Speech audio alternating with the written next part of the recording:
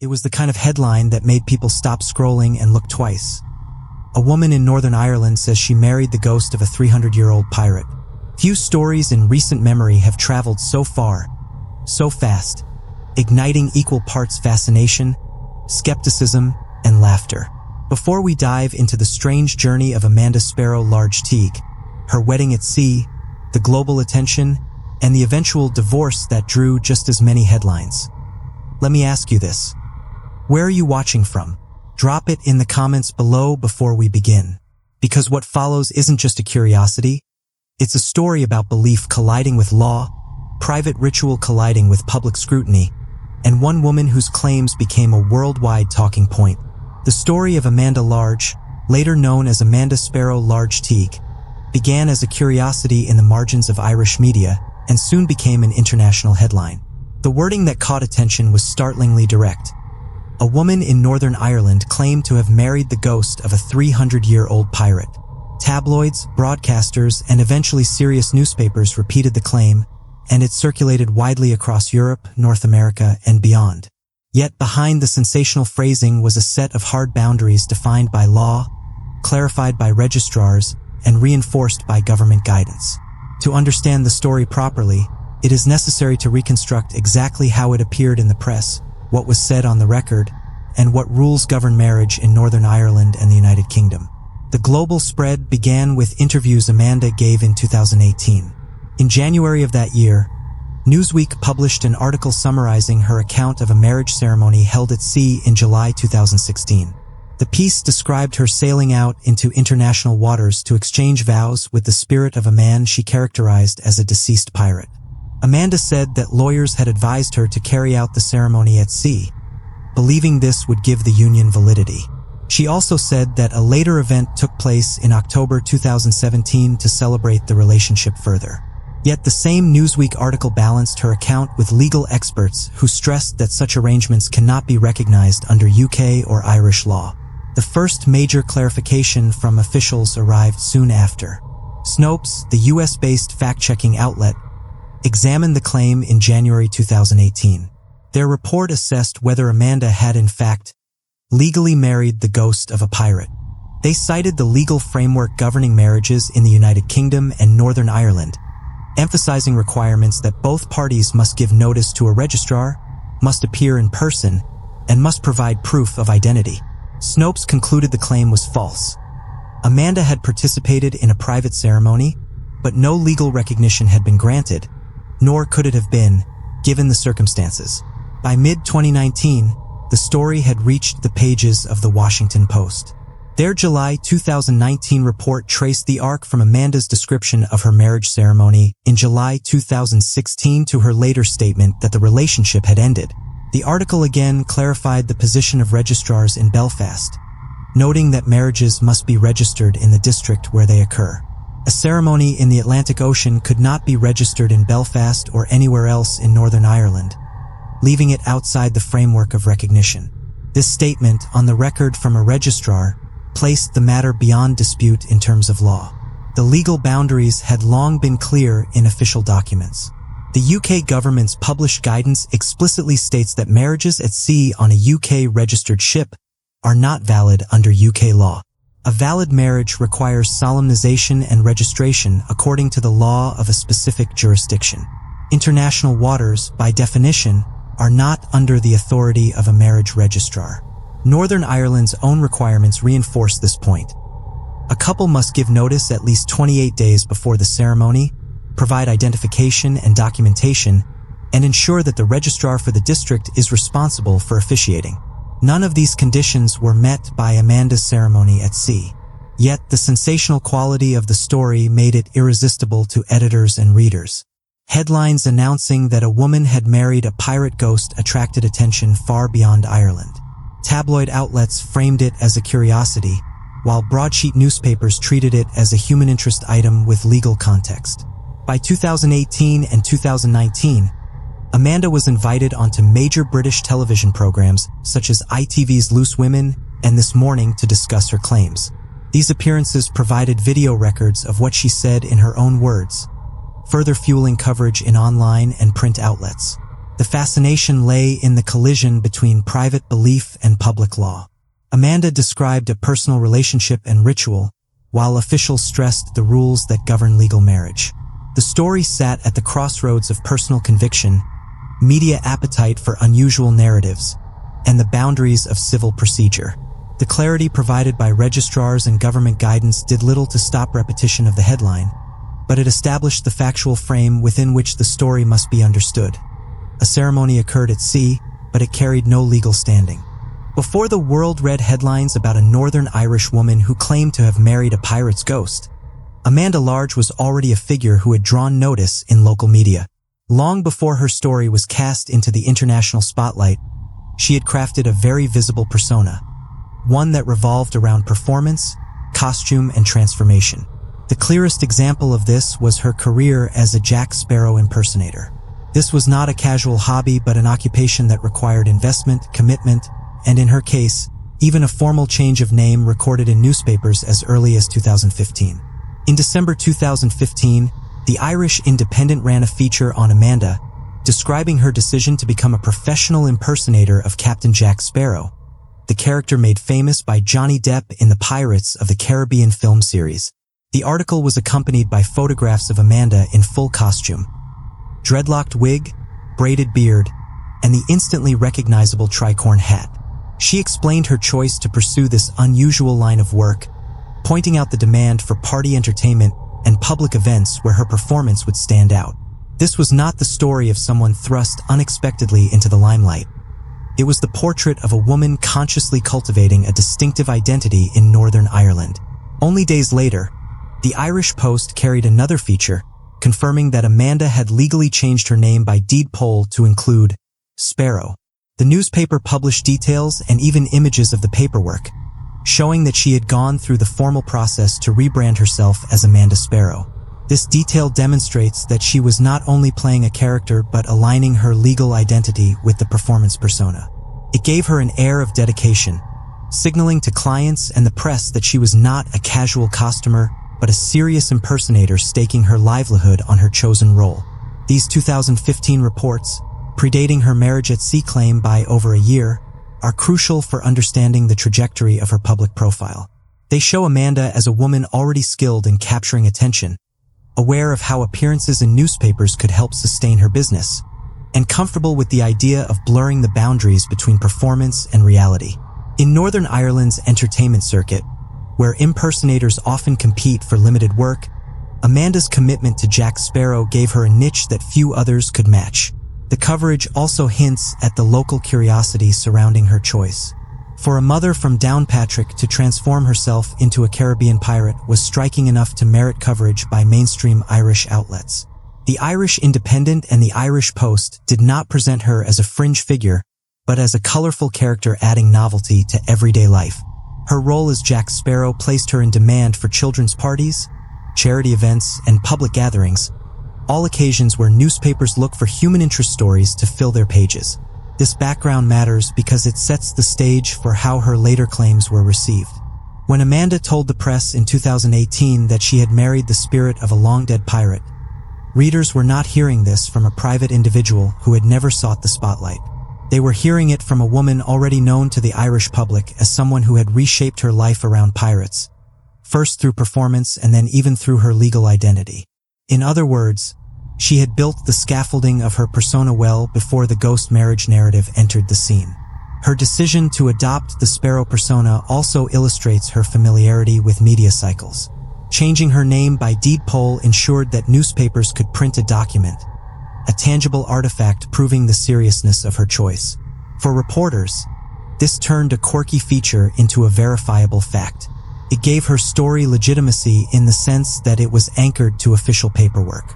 The same pattern, personal claim followed by official clarification, would recur in 2018 and 2019 when she spoke about marriage at sea, with registrars stepping in to explain the limits of recognition.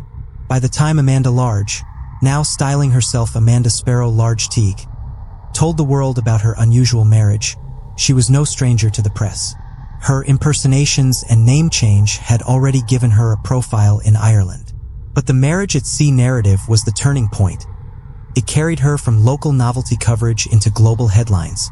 The years 2016 through 2018 were critical because they marked the period in which she first described the ceremony, and journalists began recording, repeating, and contextualizing her claims. The central event Amanda described was a wedding ceremony conducted on the Atlantic Ocean in July 2016. In her telling, she had chartered a boat, traveled into international waters, and held a ritual to formalize her union with the spirit of a deceased man she characterized as a pirate. She later stated that this ritual was witnessed by others, though accounts differ on the precise details. What is consistent across reports is her belief that the choice of location, international waters, was intended to give the ceremony a sense of legitimacy. She later told journalists that she had consulted lawyers before undertaking it, and that the advice she received was to go beyond territorial limits. The details of that first July 2016 ceremony were not widely known until Amanda began speaking about them in interviews nearly 2 years later. In January 2018, Newsweek profiled her under the headline "Woman Marries 300-Year-Old Pirate Ghost." In that article, Amanda explained that the ceremony took place on July 23, 2016, and that she later organized a further event in October 2017 to celebrate the marriage again. The article provided her perspective in detail, while also giving space to legal experts who directly contradicted her claim that such a union could be valid. Lawyers quoted in the Newsweek piece underscored that a ceremony in international waters, without living parties able to register or give notice, was not capable of being recognized under law. This Newsweek report marked the first time Amanda's claim moved beyond Irish outlets into the international press.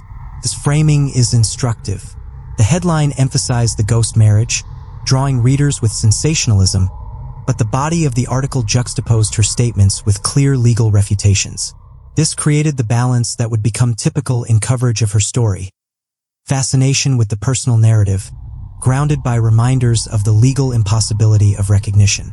By the spring of 2018, Amanda was appearing on British daytime television. On February 14th, ITV's Loose Women featured her in a segment timed for Valentine's Day, introducing her as the woman who had married a ghost. On air, she repeated many of the details already reported: the ceremony at sea, the characterization of her husband as a pirate, and her belief that the arrangement was meaningful. The Loose Women panelists asked questions in a tone mixing curiosity and skepticism, and Amanda presented her answers calmly, reinforcing her sincerity. For many viewers in the UK, this was their first encounter with her story, and the clips soon spread online, covered by entertainment and tabloid sites summarizing what she had said on national television. This appearance was significant because it shifted the narrative from print articles to moving images. Viewers could see Amanda for themselves: her manner, her conviction, her presentation. It added a layer of immediacy that written reports could not capture.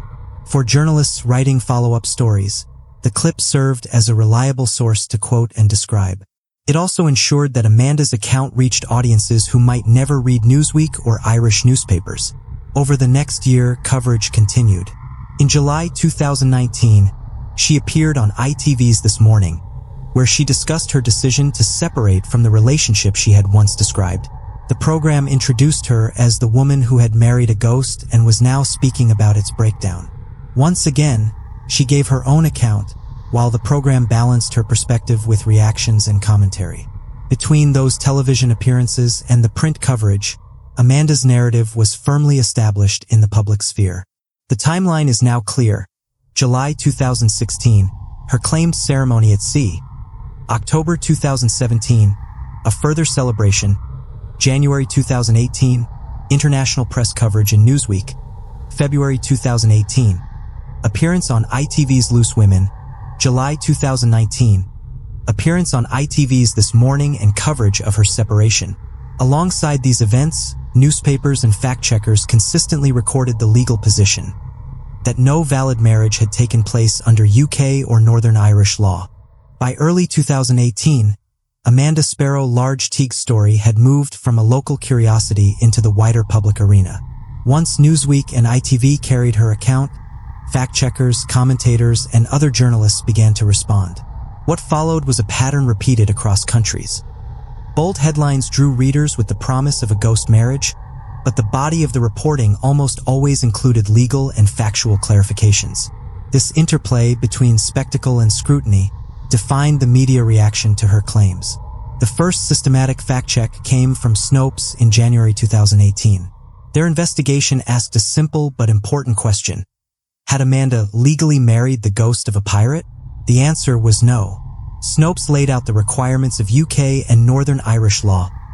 Couples must provide notice to a registrar, appear in person, and provide valid identification. These conditions, the fact-check noted, could not possibly be met by one living person and one deceased spirit. Snopes also highlighted Amanda's own description of the ceremony, conducted on a boat in international waters, and explained why this placed the ritual outside any jurisdiction capable of granting recognition. The result was a clear conclusion. While Amanda did participate in a ceremony, it had no legal standing. This fact-check was widely circulated and became a reference point in subsequent reporting. By citing Snopes, journalists could frame Amanda's story as a matter of public interest without misleading readers about its legal status. Headlines still referred to a marriage to a ghost, but the copy often followed with qualifiers: ceremony not legally recognized, ritual at sea, fact-checkers say not valid.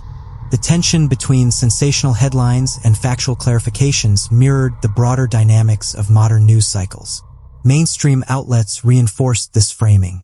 The Washington Post in July 2019 contextualized Amanda's claims within Northern Irish law.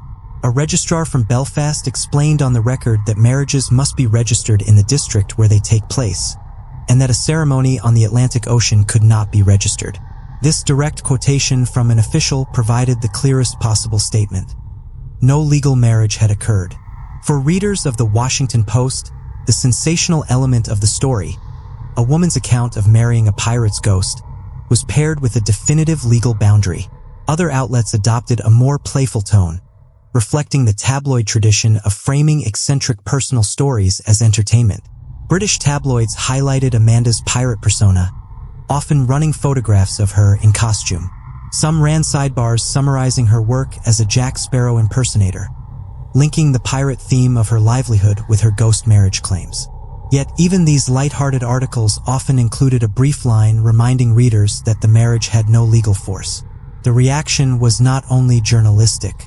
On social media, clips of Amanda's interviews circulated widely. Comments revealed a mix of fascination, skepticism, humor, and occasionally sympathy. Some viewers mocked the story as absurd, others criticized the media for giving it attention, while a minority expressed support for Amanda's right to live according to her own beliefs. These responses illustrate how the story functioned as a cultural touchstone, provoking debate about the boundaries of personal ritual, belief, and legality. Television coverage contributed further to the balance between spectacle and scrutiny. ITV's Loose Women in February 2018 introduced Amanda in a segment that combined curiosity with challenge. The panelists asked her to explain the logistics of her marriage, and Amanda described her ceremony at sea. The host's expressions and questions conveyed doubt, yet Amanda presented her story with confidence. Viewers could see both sides simultaneously, a woman speaking sincerely about her life, and a set of presenters reflecting the skepticism of the broader audience. Later, ITV's This Morning in July 2019 returned to the story after Amanda announced that she and her ghostly partner had separated. Once again, the program leaned into the headline for entertainment value while also giving space to Amanda's explanation. Journalists covering this appearance emphasized the continuation of the story, not only the unusual beginning but also the unusual end. In follow-up pieces, the narrative was framed as both bizarre and newsworthy, a continuation of the same balance between spectacle and scrutiny. Through these cycles of reporting and reaction, Amanda's story became a case study in how unusual claims travel through media systems.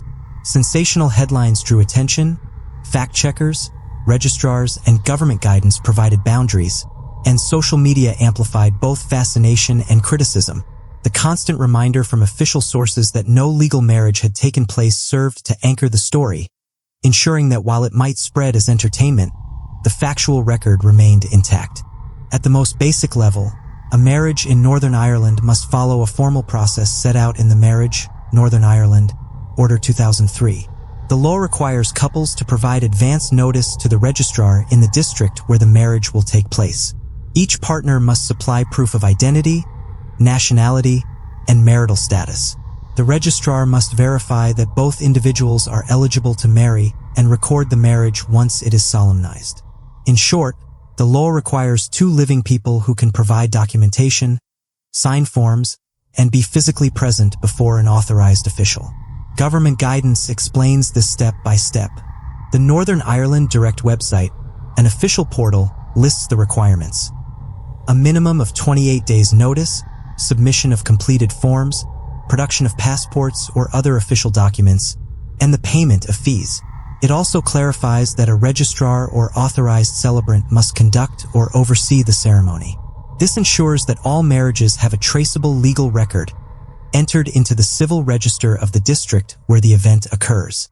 The case Amanda described did not and could not satisfy these requirements.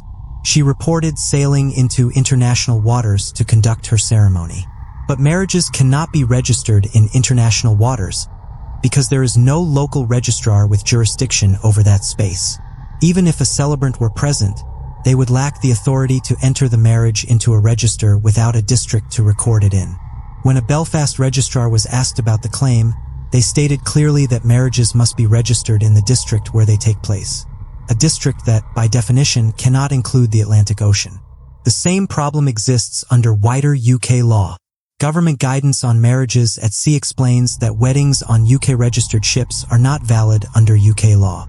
To be valid, a marriage must be solemnized and registered under the laws of a specific jurisdiction.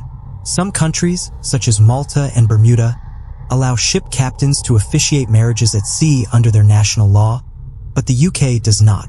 This means that even if Amanda's ceremony had been conducted on a British vessel, it would not have carried legal force.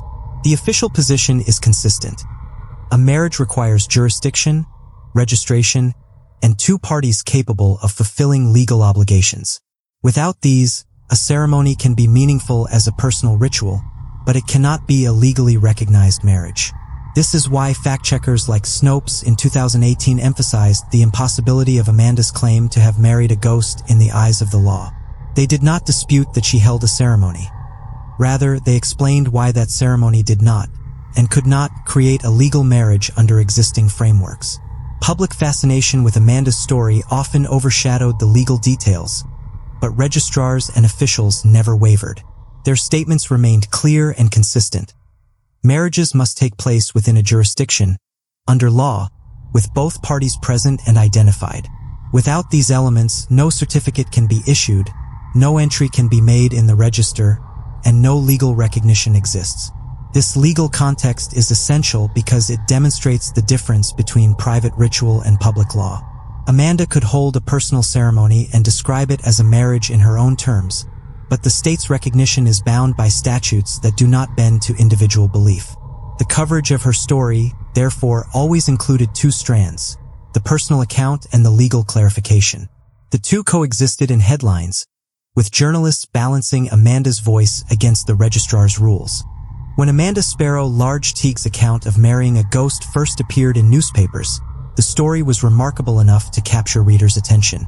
But it was her appearances on British daytime television that transformed the narrative from quirky feature to widely discussed cultural event.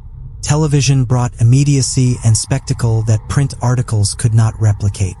For many in the UK and Ireland, their first encounter with Amanda's story was not through the written word but through a live broadcast in which she herself recounted the details.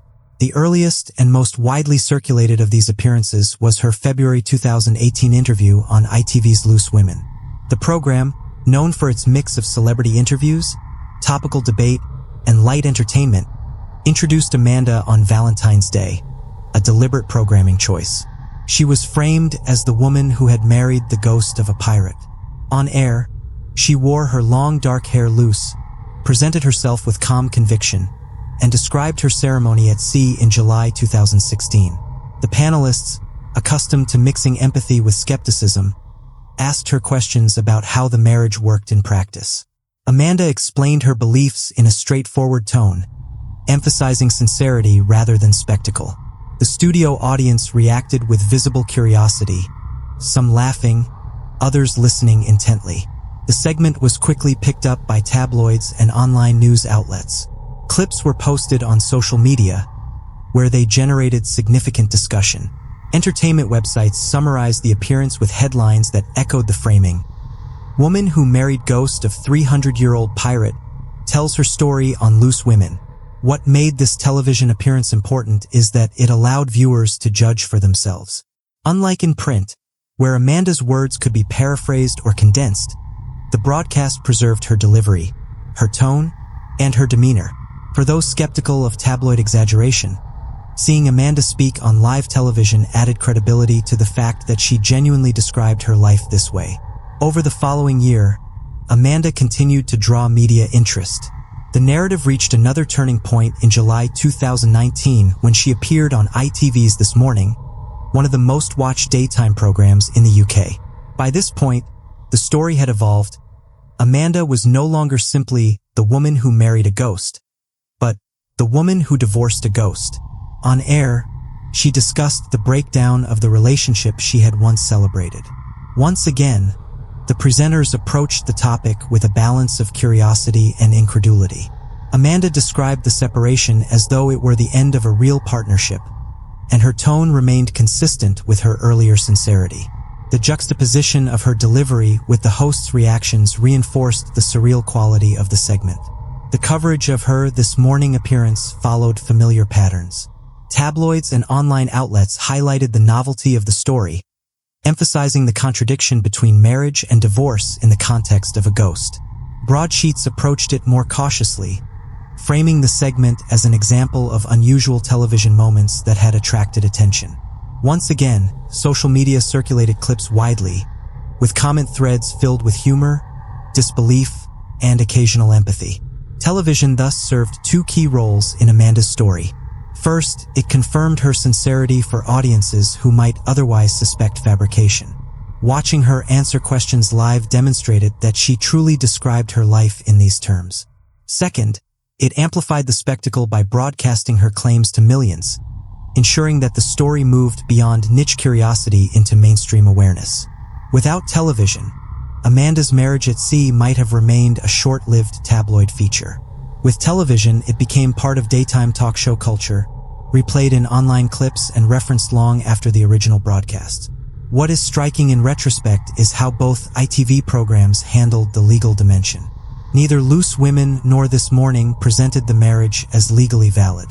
Instead, they treated it as a human interest story, a curiosity that viewers could interpret in their own way. This editorial framing reflected the balance already established in print. Amanda's personal narrative on one side, the boundaries of law on the other. The programs did not attempt to blur those lines, but instead leaned into the entertainment value of presenting something so unusual in a conversational, accessible format. In this way, Amanda's television appearances illustrate how modern media functions. A story begins in niche coverage, spreads through national newspapers, and finally achieves cultural resonance when broadcast to mass audiences. The cycle ensures that viewers encounter the story in multiple forms: a headline in a tabloid, a clip on social media, a segment on daytime TV. Each medium amplifies the others, creating a loop in which the story endures longer than it otherwise might. For Amanda herself, these appearances provided a platform to present her account on her own terms. Rather than being quoted secondhand, she could speak directly to viewers. This agency is important to note. Whatever the legal position, Amanda had the opportunity to articulate her perspective in her own words, and millions of viewers heard her do so. The most widely cited reports came in July 2019. The Washington Post ran a feature that summarized the arc of the story: the original ceremony at sea, Amanda's earlier television appearances, and her new statement that she and the spirit of Jack Teague had separated. The article made clear that the marriage was never legally recognized, quoting a Belfast registrar to underline that marriages must be registered in the district where they occur, not in international waters. This official statement provided grounding, reminding readers that what Amanda described was always outside legal frameworks. Around the same time, Amanda returned to ITV's This Morning. This appearance marked a kind of narrative closure. She had once sat on British daytime TV explaining why she chose to marry a ghost, and now she was back explaining why she had chosen to leave the relationship. The presenters treated the subject with their usual blend of incredulity and humor, and Amanda explained her decision as though she were speaking about the end of any human relationship. Viewers were once again confronted with her calm sincerity, which contrasted with the extraordinary content of her story. Tabloids framed the development with predictable playfulness. Headlines read along the lines of, "Woman who married 300-year-old ghost pirate splits from husband." The juxtaposition of supernatural imagery and ordinary divorce language created the kind of absurdity that drives clicks. Yet within the articles, many outlets noted Amanda's explanation, that the relationship had turned sour, and that she no longer wished to remain connected. This echoed her own words in interviews, where she explained the separation in the same way one might describe a breakup with a living partner. Fact-checkers and legal commentators again stepped in to clarify what was and was not true. Snopes, which had already debunked the claim of legal marriage, reiterated that divorce proceedings could not apply because there had never been a legally recognized marriage to dissolve. The Washington Post also included this point, noting that Amanda's divorce was symbolic rather than legal. The consistent thread remained. Amanda could hold ceremonies or rituals that were meaningful to her, but they carried no legal standing in Northern Ireland or anywhere else in the UK. The cultural response to Amanda's announcement was mixed. On social media, many users responded with humor, creating memes that contrasted the solemn language of divorce with the fantastical idea of a ghost spouse. Others expressed irritation that such stories received significant coverage when more serious issues competed for attention. Yet a minority offered sympathy, pointing out that Amanda appeared earnest and that her beliefs, while unconventional, had not harmed others. This pattern mirrored earlier reactions: fascination, mockery, skepticism, and occasional empathy. From a media studies perspective, Amanda's divorce announcement demonstrates how stories evolve through cycles. A single event, a ceremony at sea, generated initial attention. Follow-up interviews expanded the story. Later developments, such as the end of the relationship, provided journalists with fresh angles. At each stage, reporters relied on the tension between the unusual claim and the official clarification. This dynamic kept the story alive for years, long after it might otherwise have faded. The divorce phase also revealed the durability of the initial narrative. Without the context of marriage, Amanda's announcement of a breakup would not have been newsworthy. But because she had once been known worldwide as the woman who married a ghost, any development in that relationship became headline material. In this sense, the story illustrates how media branding works. A person becomes associated with a single defining claim, and all subsequent events are interpreted through that lens. For Amanda, the period after her divorce announcement marked a shift. The intensity of global coverage subsided. While tabloids occasionally revisited her story in strange news compilations, the main burst of attention passed. By late 2019 and early 2020, references to her ghost marriage appeared primarily in retrospectives about unusual media moments, rather than in breaking news. The arc was complete: introduction, peak attention, and eventual decline. Journalistic treatment shifted accordingly. Instead of fresh interviews, most outlets repackaged existing information. The BBC, ITV, and tabloids had already aired and printed Amanda's words. Fact-checkers had already clarified the legal impossibility of her claims. Later pieces typically summarized her story as part of broader lists: strangest marriages in history, unusual celebrity lookalikes, or bizarre television moments. In this way, Amanda's narrative was preserved, but less as a live subject of debate and more as a cultural reference point. Academic interest also emerged. Scholars of media and folklore, while not focusing exclusively on Amanda, cited her case in discussions of how modern societies handle extraordinary personal claims. The blending of performance, her Jack Sparrow impersonation career, ritual, her self-described wedding at sea, and media spectacle offered fertile ground for analysis. In cultural studies, her story exemplified how belief, identity, and entertainment intersect in the digital age. Though academic articles rarely devoted entire papers to her, Her story often appeared in footnotes or examples illustrating broader trends in sensational news coverage. One reason the narrative persisted is the ease with which it could be adapted into different formats. For tabloids, it was a human interest headline. For daytime television, it was an entertaining guest segment. For fact-checkers, it was an opportunity to educate readers about the structure of marriage law. For scholars, it became a case study. For social media, it was meme material. Each medium could reshape the story to suit its own purposes, ensuring its survival long after the events themselves. At the same time, official sources never wavered.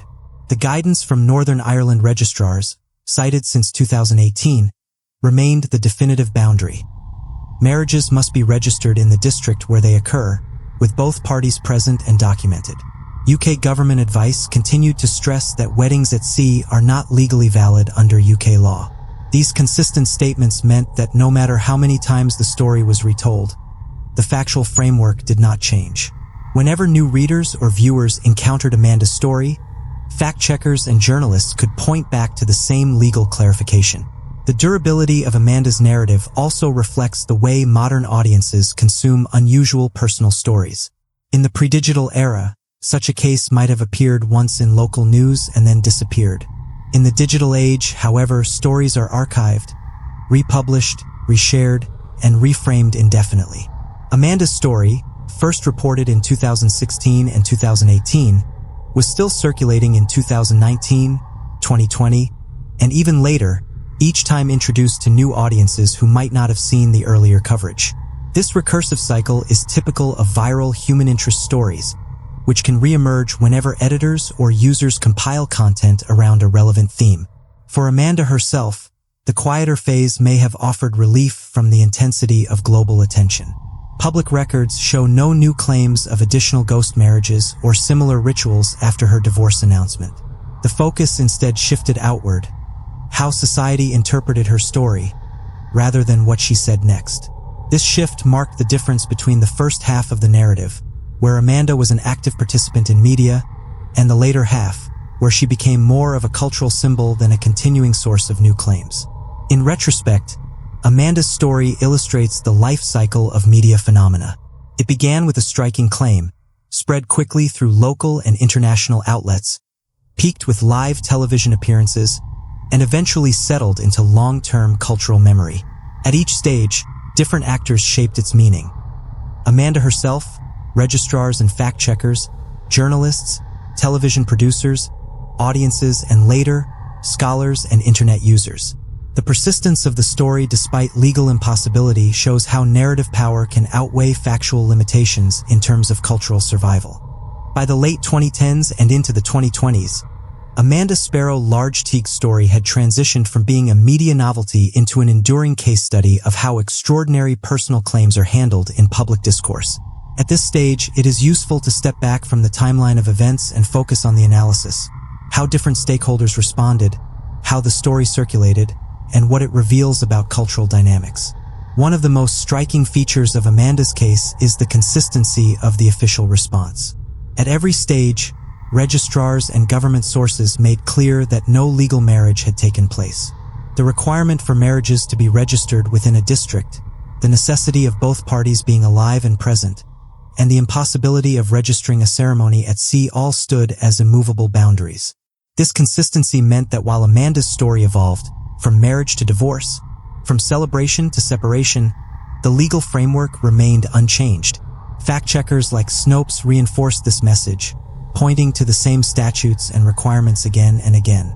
The media, meanwhile, took a dual approach.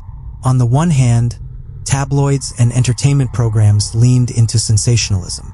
Headlines emphasized the strangeness of a ghost husband or the drama of a spiritual divorce. On the other hand, broadsheets and fact-checking sites grounded the story in law and context. This duality is typical of human interest journalism. The unusual is spotlighted to draw attention, but clarifications are included to preserve credibility. In Amanda's case, this meant that most readers encountered the story as both entertainment and education. Audiences, for their part, responded with fascination, mockery, and occasional empathy. Social media amplified this range of reactions. Memes portrayed Amanda's ghost marriage humorously, often focusing on the pirate theme or the absurdity of divorce. Comment threads revealed skepticism and derision, but also sympathy from individuals who emphasized personal freedom and belief. The public's varied responses highlight the way eccentric personal stories function as cultural mirrors. People project their own values, humor, and criticisms onto them. From a sociological perspective, Amanda's case can be placed alongside other publicized, non-traditional marriages, such as individuals who have held ceremonies with objects, landmarks, or fictional characters. In each case, the media frames the story as both quirky and instructive, drawing attention to the limits of legal recognition and the persistence of personal meaning.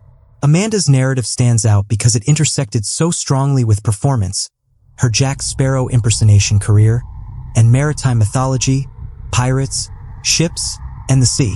This gave her story symbolic richness that made it particularly appealing to journalists and audiences.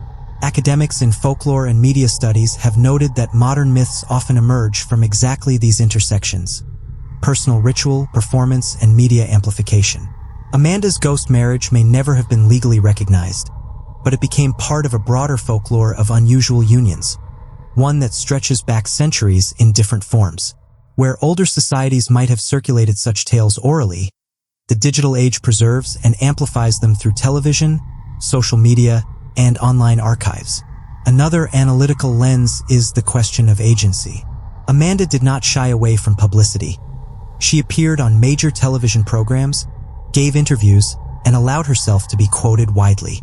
This suggests that she actively shaped her narrative, rather than being a passive subject of tabloid sensationalism. By speaking in her own voice on platforms like ITV's Loose Women and This Morning, she controlled how her story was told, even if others mocked or disbelieved it. This agency complicates simple narratives of exploitation. Amanda participated willingly in the media cycle, presenting her beliefs to millions. The durability of the story also reflects broader trends in media ecology. In the internet age, unusual human interest stories do not vanish. They circulate indefinitely, resurfacing whenever an editor needs a quirky headline or a social media user compiles a list of eccentricities. Amanda's marriage and divorce appeared in exactly this way in later years, long after the original events. This persistence demonstrates how digital archives and algorithm-driven sharing ensure that once a story goes viral, it rarely disappears entirely. Finally, Amanda's narrative underscores the line between personal belief and public law. She described her ceremonies sincerely, and they held meaning for her. But the law remained grounded in requirements that could not be met. This contrast became the defining feature of her case. A deeply personal ritual that was meaningful to the individual, yet impossible to translate into legal recognition. In this sense, her story is not just about eccentricity, but about the broader human tension between private meaning and public validation.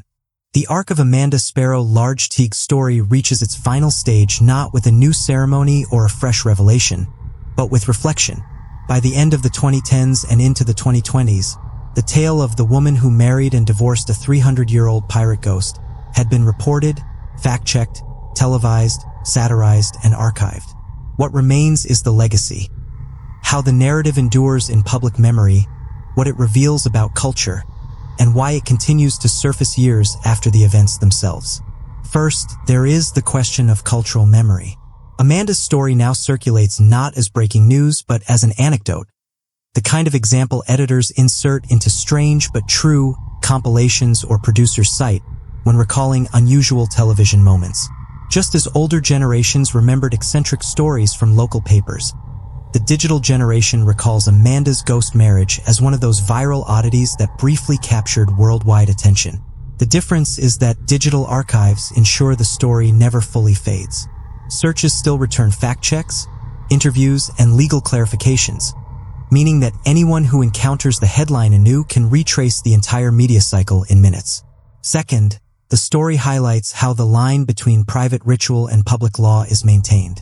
Amanda could hold a ceremony at sea, describe herself as married, and later describe herself as divorced. Those acts had personal meaning and were presented publicly. But registrars, government officials, and fact-checkers all consistently reinforced the same message. No legal marriage took place. This juxtaposition between personal meaning and public law was the foundation of the story's endurance. It ensured that the tale was never simply dismissed as fiction but treated as a documented case of a real person making an extraordinary claim, bounded by legal frameworks. Third, Amanda's case serves as a study in media dynamics. From Newsweek features to ITV daytime shows, from Snopes investigations to Washington Post analysis, each outlet approached the story in ways that reflected their editorial priorities. Tabloids leaned into humor and spectacle. Broadsheets stressed legal context. Fact-checkers highlighted impossibilities, and television turned the story into live entertainment. Audiences absorbed it through all these lenses, producing a composite memory that is both comic and instructive. Fourth, the story underscores the role of agency. Amanda did not remain silent. She spoke in her own words on television, gave interviews, and even embraced public appearances as part of her persona. This willingness to participate distinguished her from individuals whose eccentric stories are reported without consent or commentary. Amanda shaped her narrative as much as she was shaped by media. Her calm presentation, explaining her ceremony, her relationship, and her eventual divorce, gave the story a sincerity that complicated dismissive interpretations. Fifth, Amanda's ghost marriage demonstrates the longevity of folklore in modern form. Maritime ghost tales have existed for centuries. Stories of cursed ships, phantom sailors, and restless pirates once circulated orally or in print. Amanda's narrative echoed this tradition, but in a 21st century frame, a personal ritual amplified by global media. In this way, her story bridges old folklore and new media, showing how cultural motifs persist but adapt to contemporary platforms. Finally, the legacy of Amanda's case lies in its function as cultural shorthand. References to the woman who married a ghost now serve as a symbol for eccentric unions, unusual beliefs, or the extremes of viral storytelling. It is unlikely to be forgotten precisely because it is so easily summarized in a single striking line. And every time it resurfaces, the factual record is repeated. The ceremony happened, Amanda described it, but no legal recognition was possible. By the time the cycle completes, what began as a sensational headline has become a case study in law, media, culture, and folklore. Amanda Sparrow Large Teague will remain remembered not only for her unusual claim but for what that claim revealed. The unyielding framework of marriage law, the appetite of media for the eccentric, the power of television to amplify, the persistence of digital archives, and the enduring human fascination with the extraordinary. And so, what began as a headline about a pirate ghost marriage became something far larger. A lesson in how belief, media, and law collide. Amanda Sparrow Large Teague's journey moved from ritual to ridicule, from television stages to fact-checking archives, and finally into cultural memory. Whether people laughed, sympathized, or doubted, almost everyone remembered. But this isn't just the story of one woman. It's also a mirror held up to all of us, showing how quickly extraordinary claims can travel and how firmly facts push back against them. If you've stayed with me through this journey, I want to hear from you. What do you think? Was this just entertainment, or does it say something deeper about our culture today? Share your thoughts below, and if you enjoyed exploring stories like this, make sure you subscribe to Eternal Obsidian for more deep dives into the strange, the unusual, and the unforgettable. Until next time, stay curious.